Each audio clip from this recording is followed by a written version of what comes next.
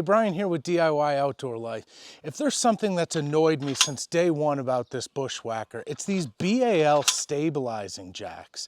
Now, these are run-of-the-mill jacks. They're featured on a lot of different brands of campers, but I never really did get used to these. They didn't work well from day one. I've done videos about how to maintain them and get them to work better, but finally I reached that point where I just yanked them off the Bushwhacker and replaced them. So today I'm going to show you what I did. It might not be the perfect solution for everyone, but so far I've really liked the solution to switching these old ones out and going with some new ones. So this stabilizing jack was bolted up underneath the frame on the Bushwhacker. Now they give you this little tool. You can see that mine's all bent out of shape and eventually it wore out altogether, but it cranks on this threaded rod to lower your stabilizer. Now this is not a jack, it's not meant to level the camper. It just makes points of contact with the ground to stop some of the wobbling when you're at the campsite. Now, it did a pretty good job for what it's worth, but I've actually stayed in this camper over 200 nights.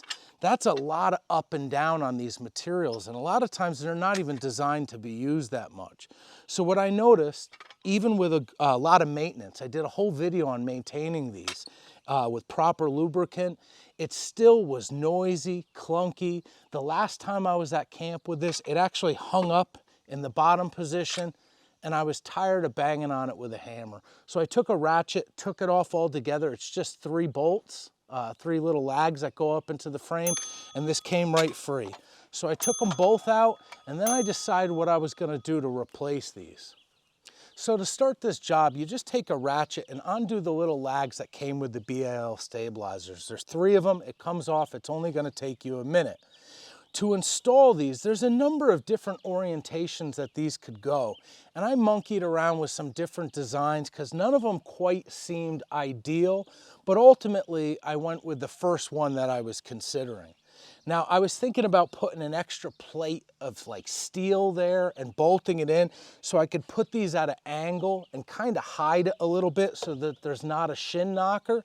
But when you put it in nice and square like this, like I said, you just lay it in there, a drill bit comes with it, the lags come with it, everything you need to sock this in secure. There's 4 lags on each side, and I would say it took me 5 to 10 minutes a piece to get these done. Now, going with the side was the strongest, most stable way to go. It kind of boxed out the frame of the trailer.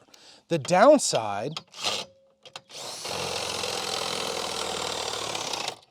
is that you do have this protrusion when the jack is in the up position. Truth be told, when you're camping, this closes in and it's out of your way. But when you're traveling, you are gonna have this sticking out. It's not wider than the wheel well, and I mean, if you're backing into something here, you're probably in trouble anyway. Like I said, it's not perfect, but there's some abilities when you do it this way that gives you a lot of strength. So when I put this jack in the highest position, it's very easy. It effortlessly lifts the camper up. I could actually even change the tire, service the brakes, do the wheel bearings now with this jack setup.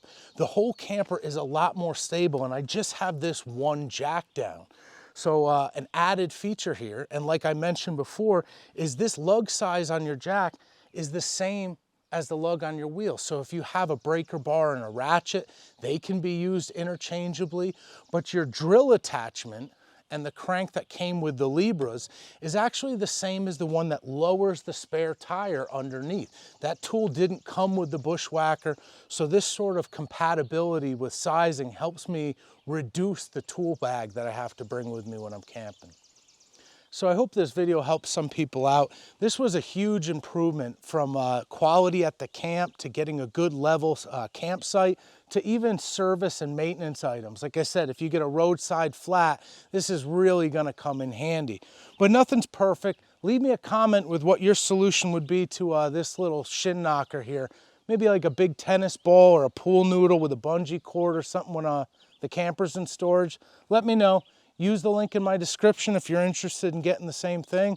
Thank you guys for watching. I will see you next time.